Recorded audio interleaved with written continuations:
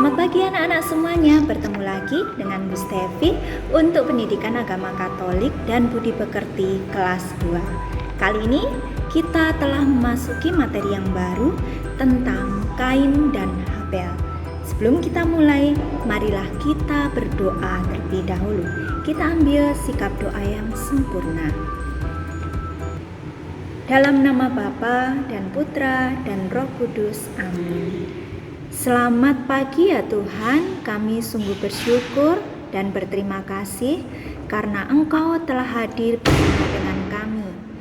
Ajarilah kami untuk menjadi anak-anak yang mau berbagi kepada sesama kami.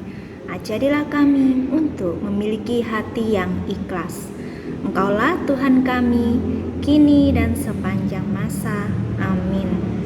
Dalam nama Bapa dan Putra dan Roh Kudus, amin. Terima kasih anak-anak yang sudah berdoa dengan baik.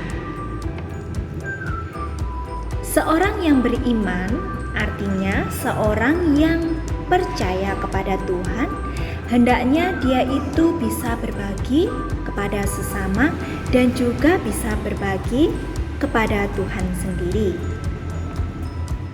Salah satu cara berbagi kepada Tuhan dan sesama adalah melalui kolekte. Nah, di dalam kolekte ini biasanya kita berikan pada saat perayaan Ekaristi.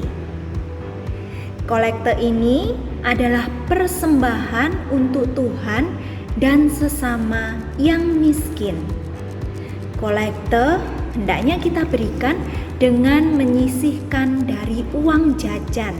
Ya, itu adalah kolekte yang baik. Jadi anak-anak, jika ingin kolekte, sebaiknya dari uang jajan kalian sendiri itulah yang disisihkan, dipersembahkan kepada Tuhan, dan nanti pada akhirnya dari kolekte itu juga kita akan berbagi kepada mereka yang miskin. Kolekte yang baik hendaknya diberikan dengan sikap yang ikhlas, tidak mengharapkan apapun, dengan tulus, dan juga dengan sikap yang hormat. Kita akan melihat video tentang Kain dan Habel. Dari melalui kisah Kain dan Habel ini, kita akan belajar bagaimana cara memberi dengan ikhlas.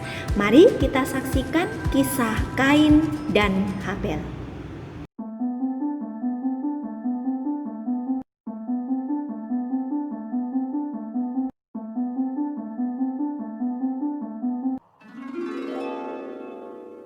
Adam dan Hawa. Kemudian mengandunglah perempuan itu, lalu melahirkan Kain.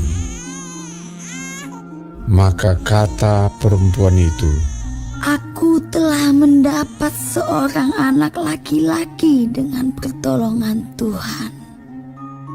selanjutnya dilahirkannyalah Habel, adik Kain.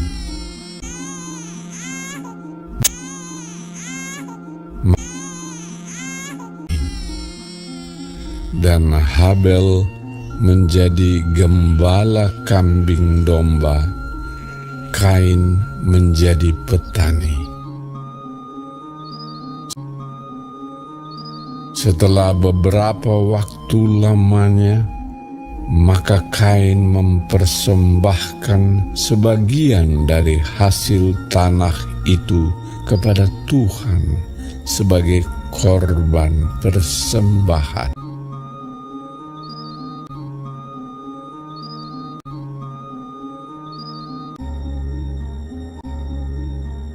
Habel juga mempersembahkan korban persembahan dari anak sulung kambing dombanya, yakni lemak-lemaknya.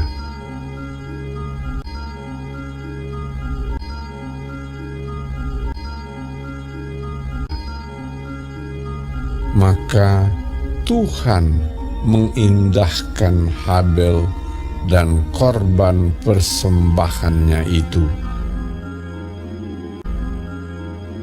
Tetapi Kain dan korban persembahannya tidak diindahkannya. Lalu hati Kain menjadi sangat panas dan mukanya muram. Firman Tuhan kepada Kain, "Mengapa hatimu panas dan mukamu muram?" Ketika mereka ada di padang, tiba-tiba Kain memukul Habel.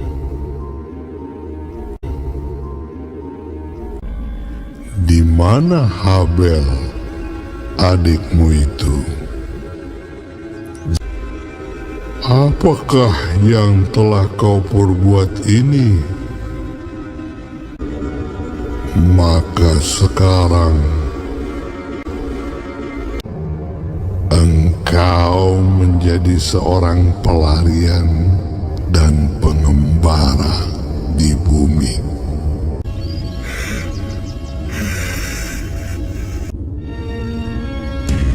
Lalu Kain pergi dari hadapan Tuhan dan ia menetap di tanah Nod di sebelah timur Eden.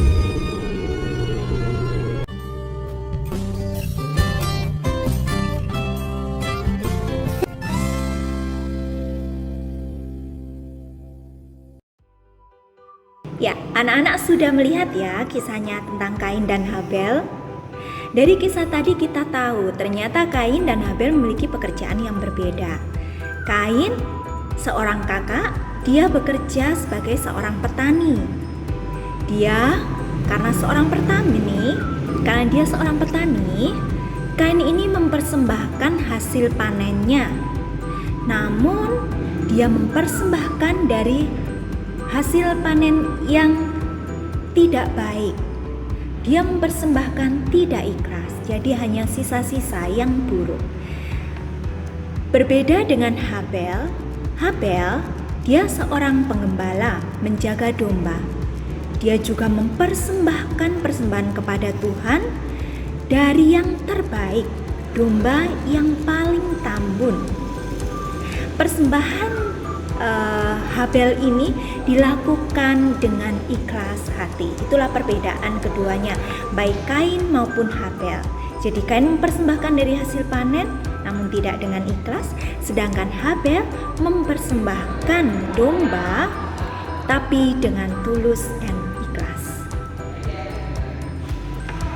Karena persembahan yang diterima adalah persembahan yang ikhlas, maka pasti yang diterima adalah persembahan siapa? Ya, yang diterima adalah persembahan Habel. Asap dari persembahan Habel diterima oleh Tuhan, artinya asap itu membumbung ke atas. Sedangkan persembahan dari Kain tidak diterima oleh Tuhan.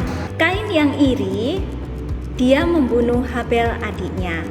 Karena itulah Tuhan kemudian memberikan hukuman. Kain bukanlah orang yang sombong. Dia sangat menyesal atas dosa-dosanya dan bersedia menanggung hukuman itu. Selain persembahan berupa kolekte, di dalam misa kita juga mempersembahkan beberapa hal. Misalnya kita mempersembahkan hosti, mempersembahkan anggur misa, dan juga mempersembahkan rangkaian bunga maupun buah-buahan. Itu adalah wujud persembahan di dalam perayaan Ekaristi. Terima kasih anak-anak sudah belajar dengan baik. Semoga kita semua selalu diberkati Tuhan dan juga tetap bersemangat.